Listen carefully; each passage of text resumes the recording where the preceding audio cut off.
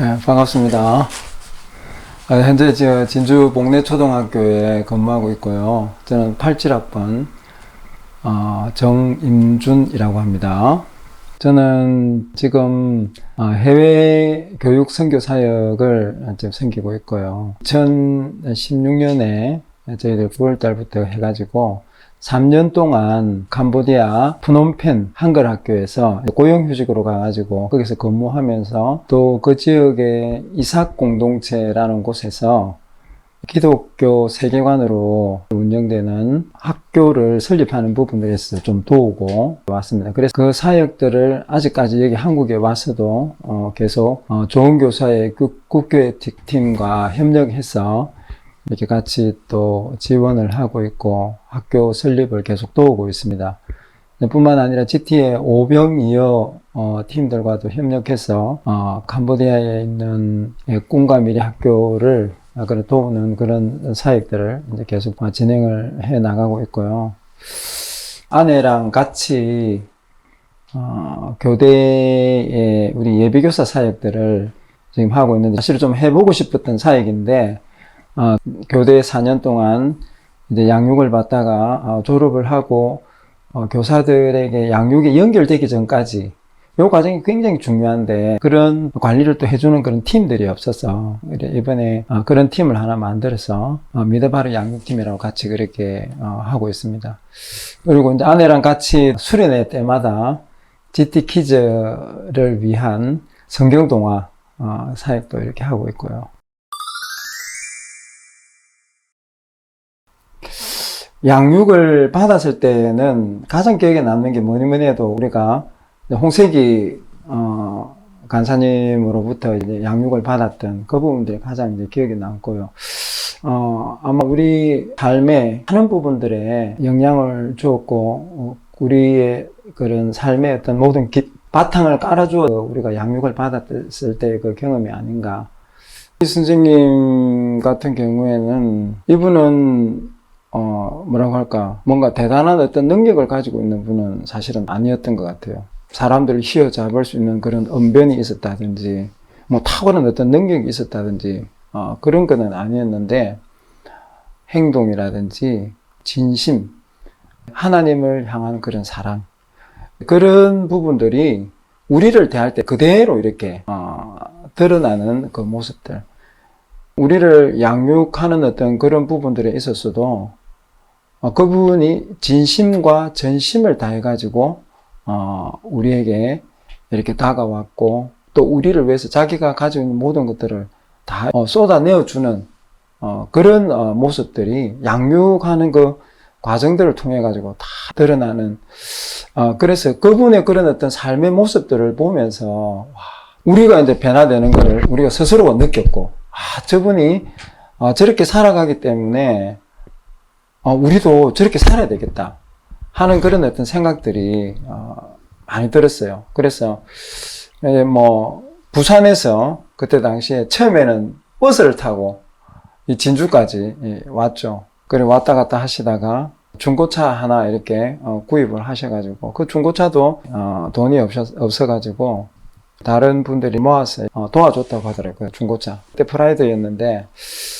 그때 부산에서 갓 면허증을 따셔가지고 차를 갖다 이제 몰기 시작. 처음 몰고 뭐 얼마 되지도 않아서 부산에서 여기 진주까지 차를 타고 오시고 저녁에 또 가실 때는 이게 헤드라이트를 켜지 못해가지고 끔끔하게 한동안 한 15분, 20분 동안 계속 끔끔한 상태에서 이렇게 차를 운전해가 가셨던 그런 것들도 생각이 납니다. 그 정도로 제대로 운전이 안 되는데도 불구하고 목숨 걸고 여기까지 우리를 위해서 와주셨고 또 그분의 살아가는 그 모습들을 다른 사람들 다 내어주고 그 사모님도 이렇게 상태라든지 이런 거 부부 교사인데 우리가 집에 가서 다 봤거든요. 그거 보면 너무너무 검소하셔요.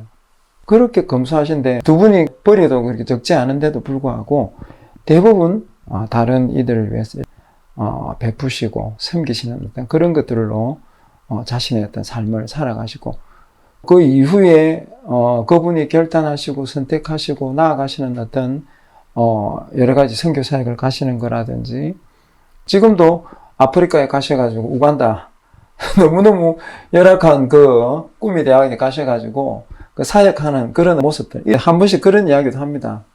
우리 홍세기 간사님 때문에 우리 너무 힘들지 않나?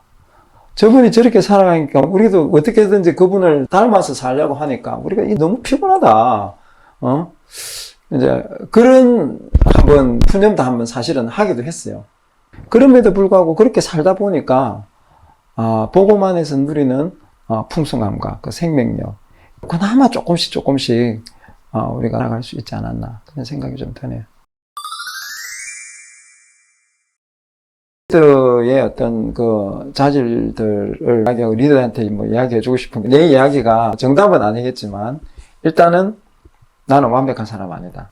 그리고 팀원들에게 그런 어떤 부분들에서 도움을 구하기도 하고 팀원들을 잘 세워주면 돼. 내가 어떤 면에서는 보면은 내가 부족하면 팀원들이 더 빛날 수가 있는 거거든.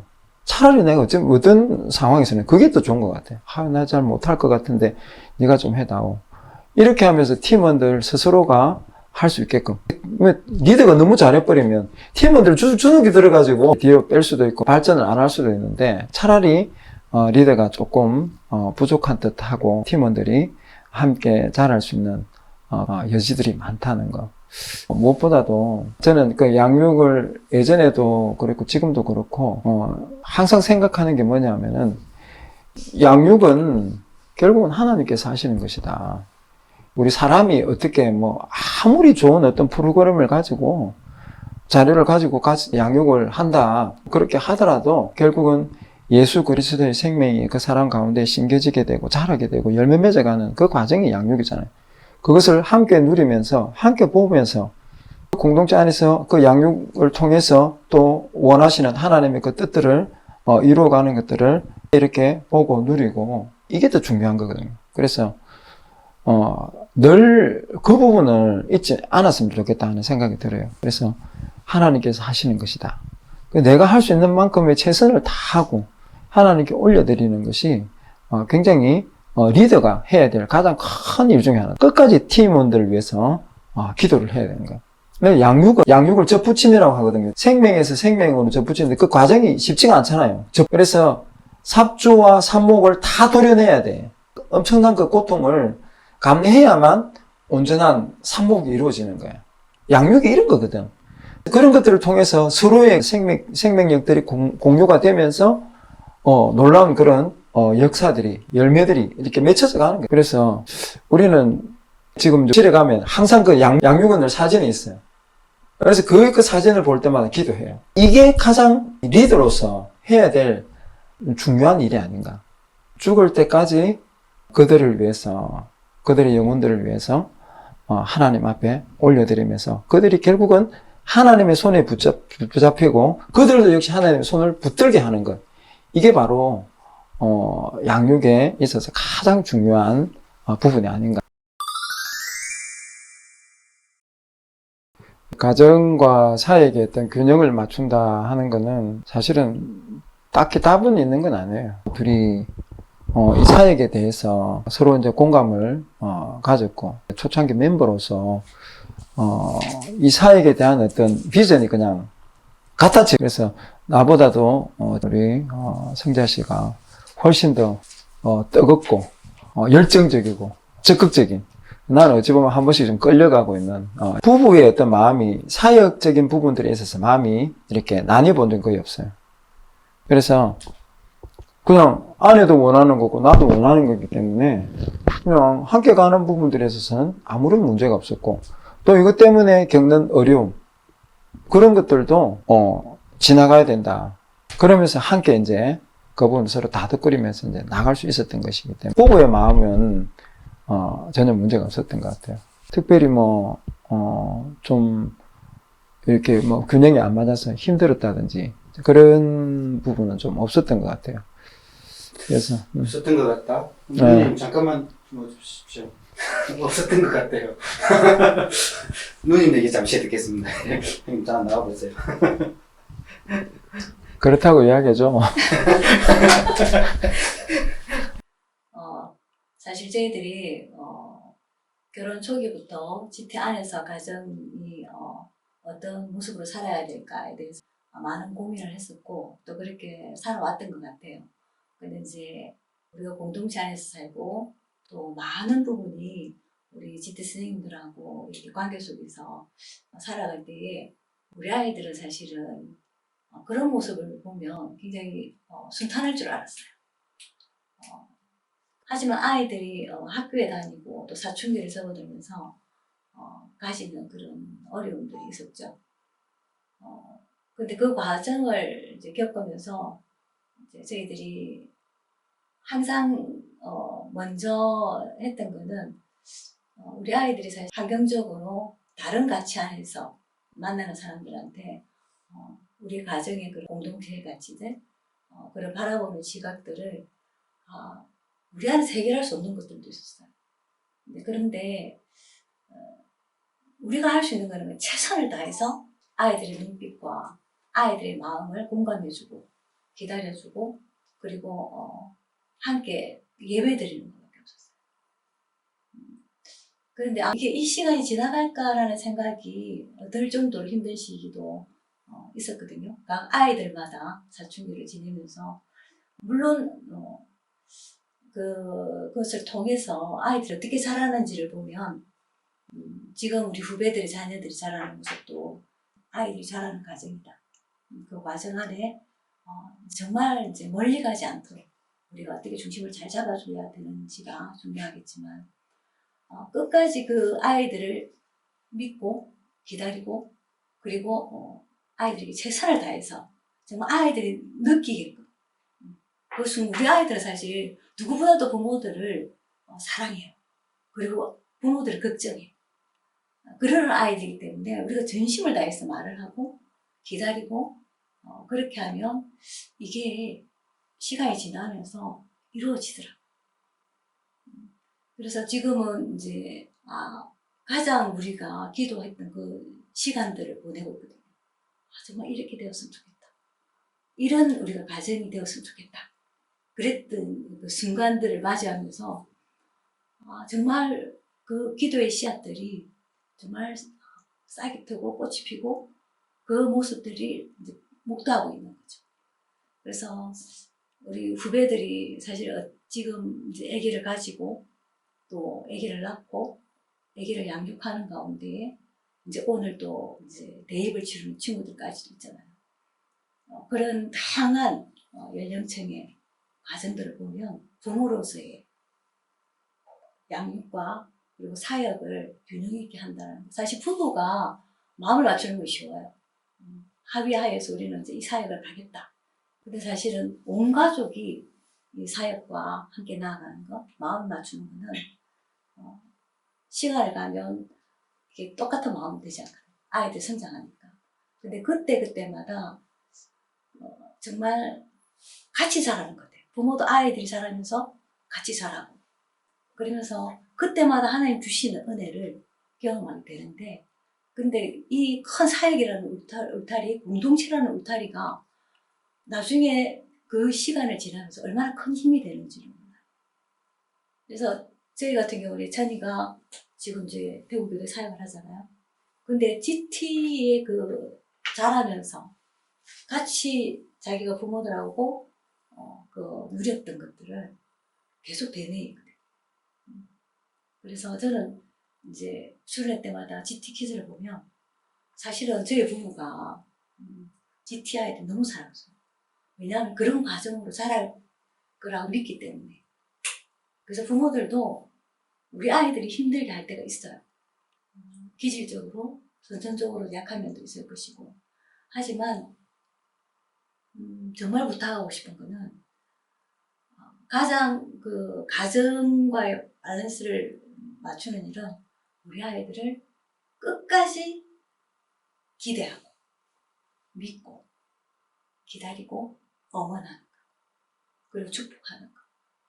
그러면은 그 모습으로 결국에는 자라고 좀 떠났다가도 돌아오고 그렇게 될 거라고 봐요. 그래서 우리 GT 기들을 우리가 지금 할 수 있는 거 이제 우리가 그런 역할을 또 할 수 있잖아요.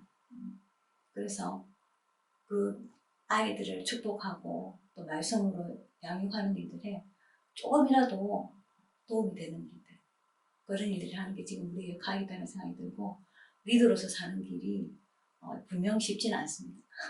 하지만 너무나 복된 길이고, 그리고 우리 아이들도 같이 양육을 받는다. 우리가 양육하면 어른들만 하는 게 아니잖아요. 그 어린 것들 데리고 같이 양육하고 그 시간들을 보내는 것이 결국에는 1년, 2년, 3년 지나면 우리 아이들이 변해 있어요. 그 아이들을 끝까지. 그리고 또 다른 분야에 가서 나중에 일을 하는 사람이 되고 또 그렇게 열심을 다해 살겠지만 그 아이들의 그 성장 과정에서 그 일들은 너무나 큰 흔적들이거든요. 그래서 하는 만큼 유익일 거예요. 그래서 쉽지 않겠지만 양육하는 일들, 그리고 가정을 섬기는 일들 끝까지 기도하면서 하나님의 그 은혜의 손길 안에서 그 모든 것들을 우리가 할 수 있는 밸런스를 우리가 맞추는 게 하나님께서 하실 거라고 생각하고 달려갔으면 좋겠습니다. 양육이 끊임없이 그 사람을 세워주고, 이 양육이라는 것 자체가 어떤 과정을 마치는 게 아니고, 그 사람이 든든히 우리 공동체 가운데 하나님의 그 은혜 가운데 든든 설 때까지 끝까지 찾아가주고 손 내밀어주고 같이 또 일으켜주고 안아주고, 저 사람이 안 되면 저 사람이 하다가 상처받고 나가 떨어지면 다음 사람이 또 가서 또 안아주고, 또 그래 또 상처받고 떨어지면 그 다음 사람이 또 가서 또 안아주고, 그렇게 세워나가는 게 우리 양육 과정 가운데서 일어나는, 정말 내는 양육을 완전히 그냥 막 엉망으로 했지만 그럼에도 불구하고 그 과정 가운데 역사하시고 사람을 세워가시는 그 하나님을 또 보게 됐던 그런 경험들도 좀 있죠. 네. 리더로서 살아간다는 건 분명히 힘든 일입니다. 그렇지만은 주님께서 이렇게 십자가를 지고 나를 따르라 라고 한 거는 저주의 말이 아니고, 그게 바로 우리가 이 땅에 살아가면서 누릴 수 있는 가장 큰 축복이고 영광이기 때문에 우리 주님께서 이 땅 가운데서 우리가 축복받으면서 살아갈 수 있는 그 방법들을 우리에게 말씀해 주신 것 같아요. 그래서 우리가 리더로서 살아가는 것은 이 땅 가운데서 주님께서 말씀하신 그 말씀을 우리 삶 가운데서 이렇게 실천하면서 살아가는 것이 아닌가, 그런 생각이 들고요. 그래서 리더로서 여러분들이 살아가는 것이 바로 이 땅에서 누릴 수 있는 가장 큰 최고의 축복을 누릴 수 있는 그런 길이다. 그러니까 그 길들이 이제 앞으로 이제 광활하게 열린다는 거, 그걸 여러분들 믿는 마음과 기대하는 마음으로 받아들이고 그렇게 나아갔으면 좋겠습니다. 앞으로 놀라운 일이 일어날 겁니다.